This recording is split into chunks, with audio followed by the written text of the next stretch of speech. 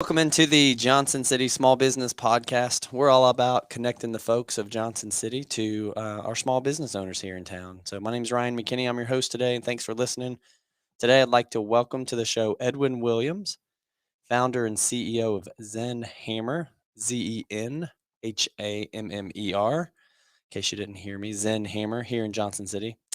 He's here to share a bit of his story. We'll talk business, we'll talk life, we'll talk entrepreneurship, maybe talk some St. Louis sports, and we'll talk about maybe some local housing and real estate stuff and his involvement in that as well. So, Edwin, thanks for being here. Thank you for having me. I'm glad to be on the show. I'm really excited to have you here. So, want to get some questions about running a small business here in Johnson City. And first, kind of take me back a bit to where it all began. Tell our folks where you grew up. You're from Johnson City, right?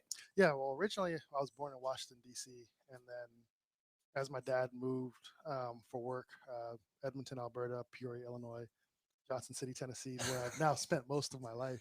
Okay. So my Johnson City story, I went to Ashley Academy, Yeah. University High School, and then left, went to school, Andrews University, Michigan, came back to Johnson City, did research at the VA, and then moved away again to St. Louis. Was there for 10 years, and then came back to Johnson City, where I started for Surbid, and then what's pivoted into Zen. So, tell me about what kind of a kid you were growing up at Ashley and at university school. I didn't know you back then. So like what were your interests? What were you doing? Kind of what were you when you were running around town? What were you kind of doing as a kid? Uh, as a kid, I was really into like sports. I was a big reader, loved science, and then my sports were basketball, soccer, and tennis. Okay. So I wanted to be a basketball player, but my parents back then were like, "Nope, you're learning academics." That's right. Well, you can Yeah, always keep your education. yes, and so yeah, and then in high school, at University High School, I was on the basketball team, played on the tennis team, and yeah, just did what high school kids did: Yeah. go to the mall, movie theater. Right. Yeah, just had fun. That's cool.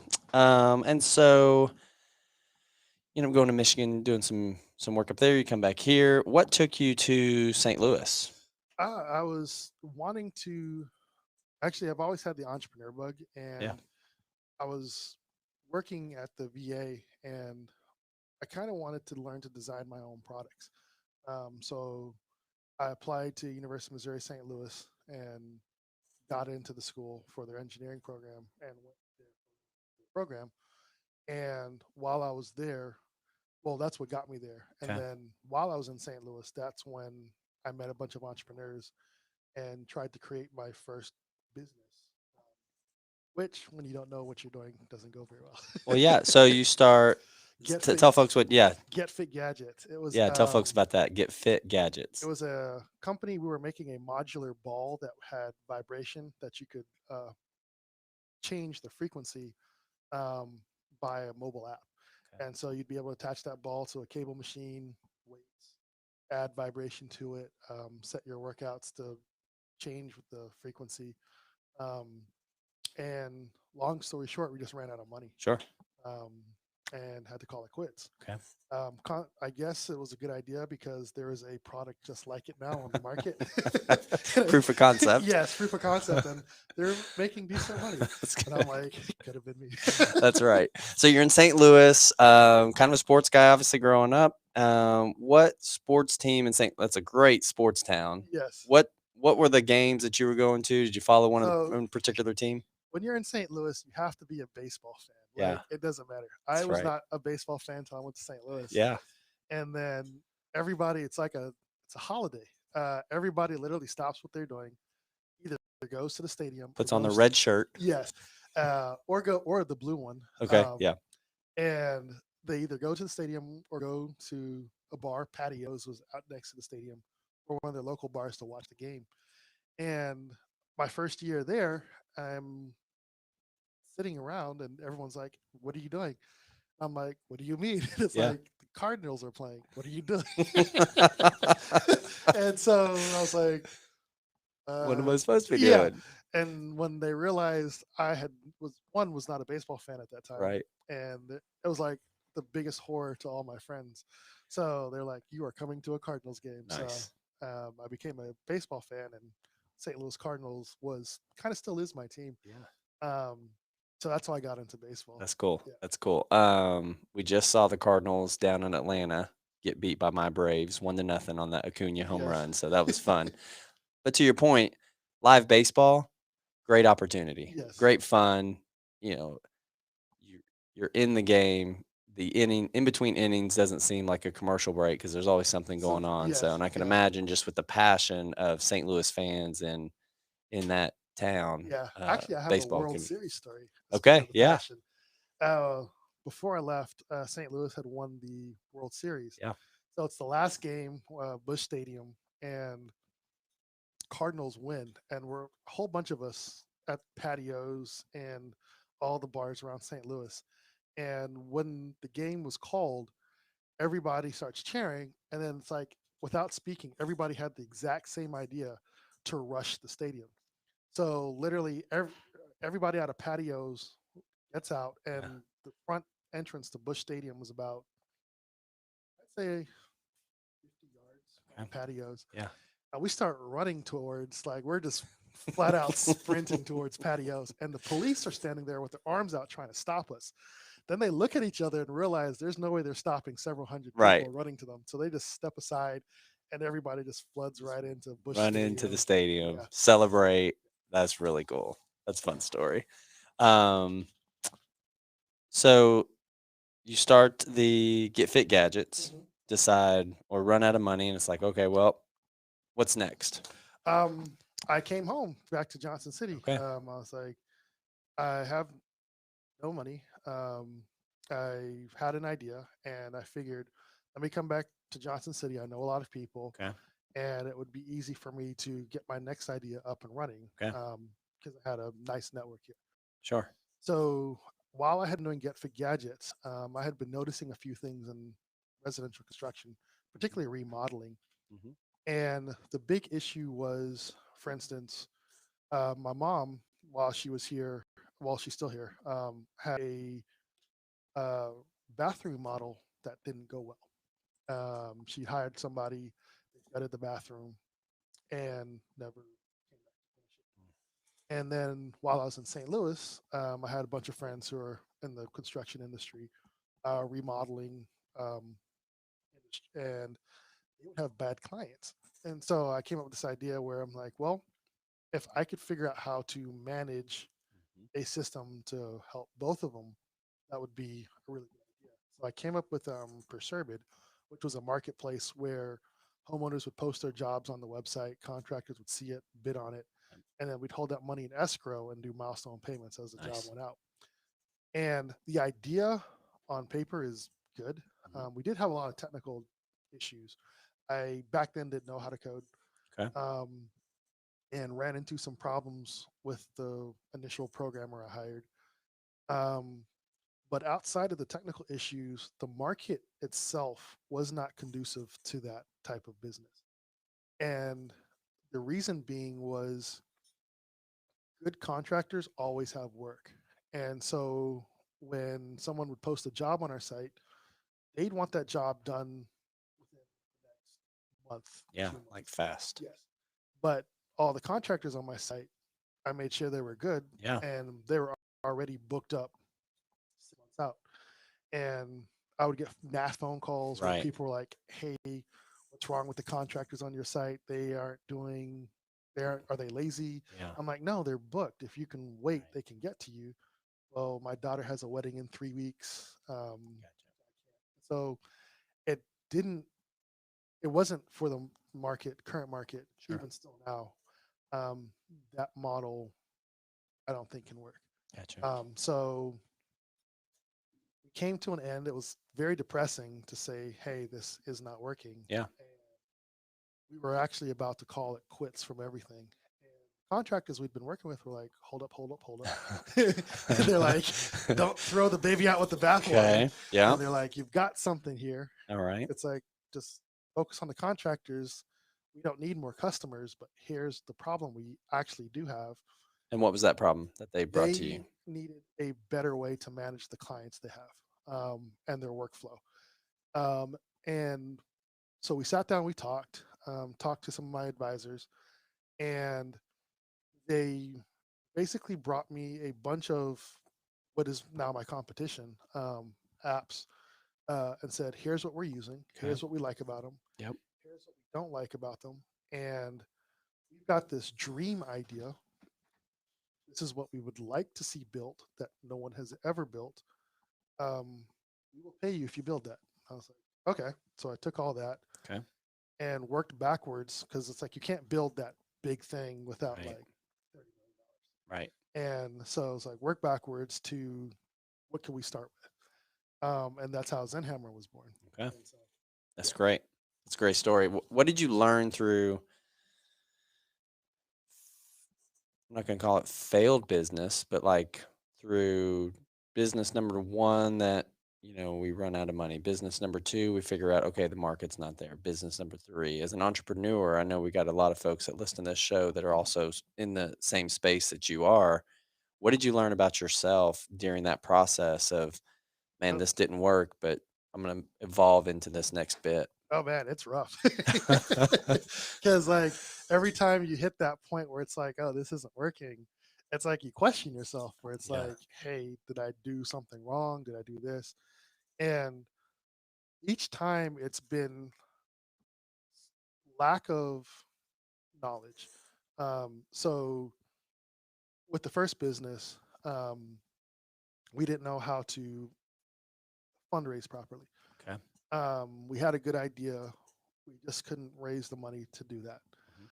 Um, with the second, with Perserbid, it was I had a lack of technical knowledge on the programming side, that set up a lot of things, and then not understanding or fully understanding how the market works, um, and creating a product that, although would be good, Mhm.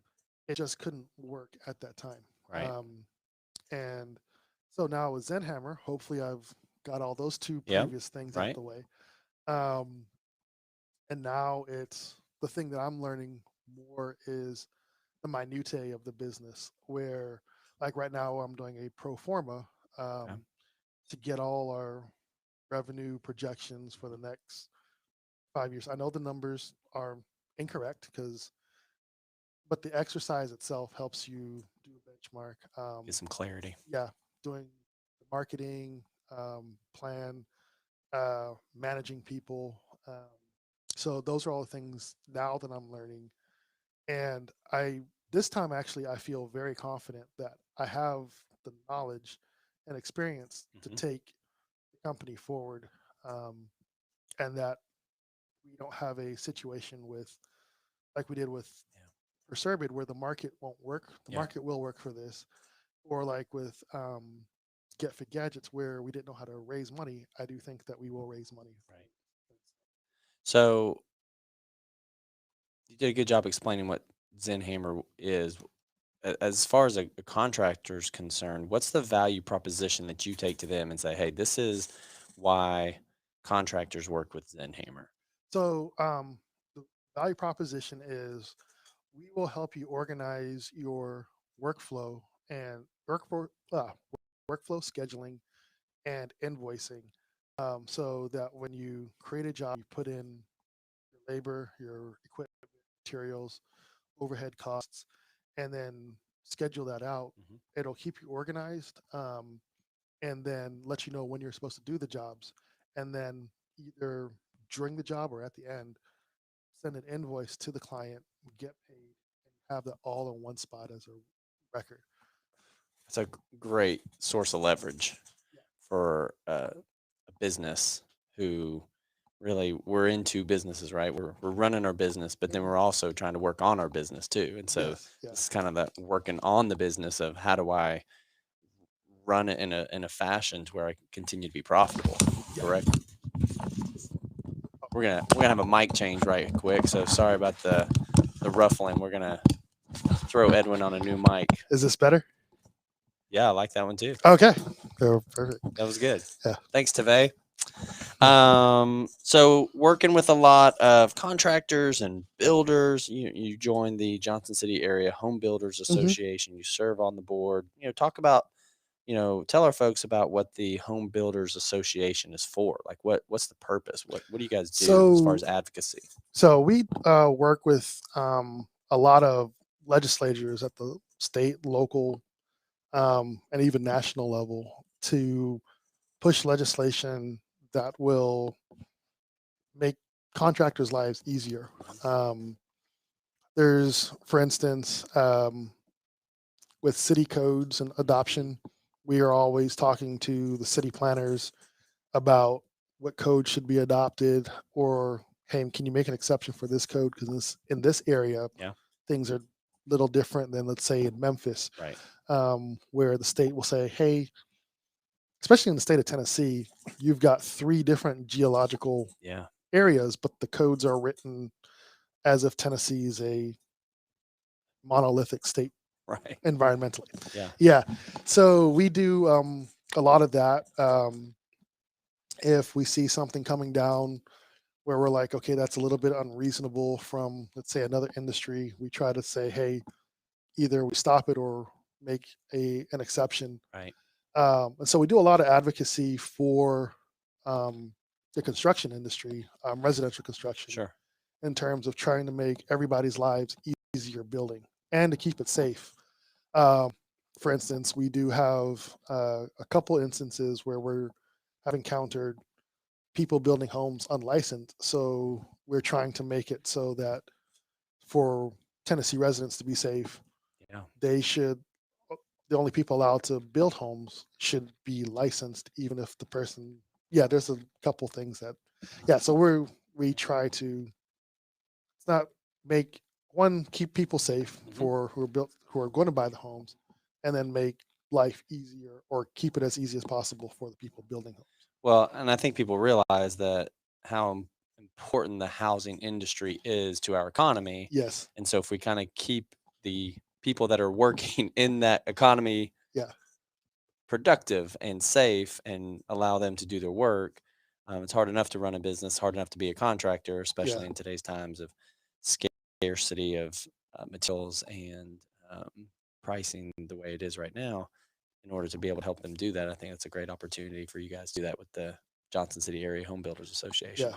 And we're also doing a big workforce development push also, where in construction, people are aging out. We Yeah. until recently didn't have enough people coming in. Right. And that's been, SoCal construction is expected to grow by, I can't remember the number off the top of my head, but by a decent amount over the Right. next 10 years. But with current trends, labor pool is supposed to decrease Right. over that same amount of time. Yeah. We've got to turn that trend around, because that'll affect prices of how what gets built, how fast they get built, and stuff like that. So we're been very big on workforce development, trying to get people into the trades who might have overlooked it normally. Right. So, So I see this pattern, right? Get Fit Gadgets. How do you say Perserbid? yeah, Perserbid or Perserbid. Perserbid. We actually never I l- corrected people. Yeah, I 'Cause- love that. Yeah. I wouldn't either, right? Call me what you want. Just come, let's work together as partners. Yeah. And then we've got, Zen- yeah. the Zen Hammer. So I'm noticing a trend, right? The entrepreneurship, and I think a lot of folks have like a mild streak sometimes of entrepreneurship in them, or they have an idea or an invention or a Mhm. side hustle or something like that. And so I think out of that, you also co-founded Tri City Startup, Yeah, started Tri Startup Cities. Tri Yeah. Cities, right? And then that became Founders Forge. Correct. So Yeah. recent name change for that. Tell folks about that. What's that all about? So Founders Forge, which was originally Startup Tri Cities, Mhm. we are a group of basically entrepreneurs in the area, by entrepreneurs for entrepreneurs, or for entrepreneurs by entrepreneurs. And it was kind of born out of we realized we needed help, Yeah. and we decided, okay, I have information you don't have, you have information I don't have. Sure. maybe if we got a bunch of us in the room together, we would have all the information we need to be successful and grow. Sure. And the first idea actually was Pitches and Pints, was the pitch competition we put on. Yeah. Tell folks about a pitch Pitch- competition. Okay, so pitch competition is not throwing a baseball. We did when we were actually, funny story. The first time we did that, we were walking around of the parking lot. Do you remember the old library, the club? Yeah. Yeah, Yeah. it was actually outside that Right. parking lot. They had a food truck event there, and we were handing people flyers for the pitch competition, and they're like, "Oh, is this like baseball?" I was like, "No, it's like Shark Tank." I played What's- great in high school. I was an awesome pitcher. Yeah. So a pitch competition is where an entrepreneur will pitch their company or their idea to either the audience or investors or judges, and basically they cover who they are, Mhm. what the problem is, what's the solution, um, and their ask are the Right. basic things, and market opportunities, and like depending on who your target is, you'll add like how much you're asking for or what your marketing plan parts are. Yeah. And basically you're selling yourself to that target audience, and basically explaining to them why you're the best at doing what you say you're going to do as opposed to the other guy. Right. And so you've got these competitions that go, and a lot of times it's for cash prizes, and they happen all over the U.S. We just had one. Founders Forge did one at now the Doughboys Yeah. That's Stadium. right. Yeah, and it was a good time. And so basically, for instance, I will do a quick pitch right now. Okay. I'm Edward Williams, founder and CEO of ZenHammer, the pocket office for subcontractors. One of the things that I've noticed over the years is that a lot of contractors are good at what they do, but they're bad at the paperwork. So we developed ZenHammer to help them automate the paperwork and just be good with the hammer. So I'm looking for contractors in residential construction. We're early stage and need people to give us feedback. So if you know any, come talk to me at getzenhammer.com. So that's like Great. a really simple pitch. Yeah. And that would be your elevator pitch. Right. You've got your 60-second, then you've got your 2 to 3 minute, Sure. your 5 minute, and then if you get lucky and the investors want to sit down and talk to you, you've got like a 10-minute pitch that's Right.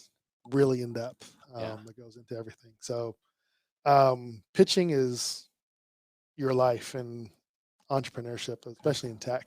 Right. And then the competitions tend to be like full on how do I say that? I don't want to say performances, but they Yeah. are. It's Right. like it's a full on production Yeah. where you've got like entrance music, you've got food. Like when I was at Atlanta Tech Village, I had a walk on Yeah. song. Right. And so like they play your song, you go on, you pitch, they play your song as you walk off. They've got an MC Right. and all that. And so yeah, it's Great pretty fun. atmosphere. Yeah. And so Founders Forge, this community of entrepreneurs, is just here to help folks that are getting started and folks that are in the entrepreneur space Yes. to say, hey, we can do this together, Yes. and allow us to be better together as opposed to just being apart from each other and not Yeah. being able to proceed. Yeah. And also, if you look around the US, the areas with the strongest entrepreneur, I'm gonna call them traditions, even though it's like 4 years old, Yeah.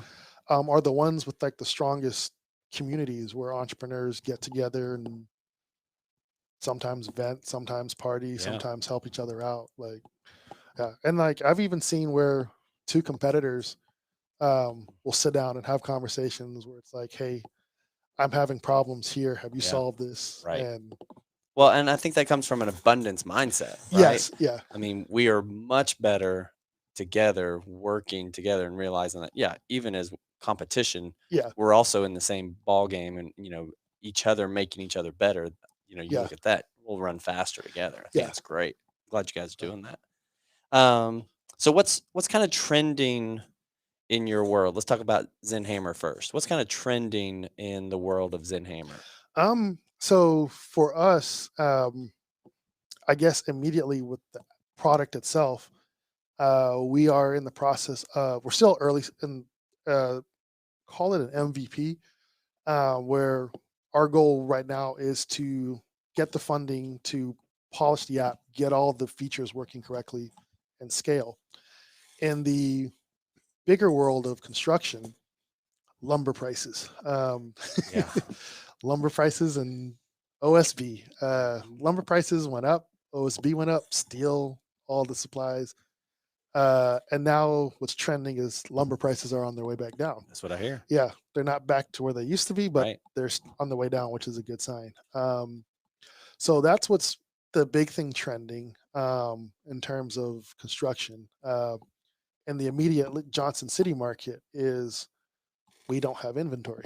We've had, as you know, more people move here in the last 6 months than in the last 3 years, and one, that's what's causing housing prices For to sure. go up, Yeah. and the other thing is there's not enough housing for people to even move here right now, where some people are having to delay their move because they're still trying to find a place to live. Kind of going to the Area Home Builders Association. Has there been any strategy or any thoughts or conversations in that room about how do we help our area, Johnson City, to get our residential inventory Um, increased through yeah, home building? yeah, they're trying to, well, build more homes. Hmm. What we were actually talking about that the other day. Um, Even with new construction, a lot of the homes are spoken for before Yeah, they're even, right. Yeah, it's like, before they're even completed, yeah, 6 months before. yeah, See it all the and time. so for the building industry, that's great. There Okay. is some, I'm going to say, customer relations issues that happen due to the s- fluctuating Yeah, prices, yeah, for where sure. person wants a custom home built for 350, Right. uh, in 3 months materials have tripled. Sure. Yeah. And now it's a 650 job Yeah. and they're upset, It's and it's like, communication. yeah. Yeah. So there's that, but for the most part, the industry is trying to build them as fast as they can, Yeah. because the moment that the house, even they're like, hey, we were building this house, somebody's like, I will buy I'll that. take it. Yeah. Yeah. And without even, they're like, whenever you're done, we'll buy it, or we'll buy it now. Right. And yeah. So for the home building industry here and the home builders, and the we're just trying to get them built as fast as possible. Mhm. And I don't know much about the building industry with comes to like commercial housing. Yeah. That's outside my wheelhouse. Yep. Mine too. But I'm assuming they're going through the same thing, where with apartments and Yep. multifamily homes, Right. they're scrambling to put as much in the ground as possible there Yeah. too. Thanks for your insight on that. What what's next for Founders Forge? We've got a lot of ideas ahead of us. Some of them, like, they're going to be a surprise, but Mhm. for the most part, we want to get more programming out. As you know, we did the boot camp that ended Yeah. in pitches and pitchers, Right. or pitchers and pitches. I always get them backwards. And we want to continue that, where we were able to get a bunch of companies the initial knowledge that they needed Mhm. and help to Yeah. get them to either MVP or, hey, I'm going to start building this thing. Right. And we want that to continue.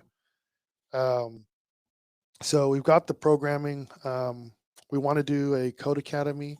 One of the things here that we noticed is ETSU has a computer science programming, Yep. but they don't come out with the languages that the startups are using. Okay. So there's a kind of a disconnect For between sure. Yeah. what comes out of ETSU programming wise and the startups that are showing up. Like, we use React Native, Node.js, Okay. MongoDB, and the skills at ETSU are Python.net, which are a different technology stack. Still good, Yeah. but we don't use them. A lot of the new startups are not using them. They're like Ruby, React Native, um, Angular, uh, and so we want to do a code academy to help either transition the .NET guys Right. into that, or people who just want to learn from scratch. Yeah. Start with a basic, go through and do that. So That's really cool. we are putting things like that together, and the goal is to help develop more programmers, help ones that already know codes translate over to a new code base, and put on some more events. Yeah. So yeah, That's really cool. Well, that about wraps up our time here together today, Edwin, on the Johnson City Small Business Podcast. But I'd like to thank you for investing your time with us today. It's been fun. It's always good to kind of hang out. Thank you to our listeners. Please subscribe. And if you know a contractor, share this episode with them, right? yes. Here in about 2 minutes, if you'll just press pause, click the three dots in the bottom right hand corner of your iPad or of the podcast.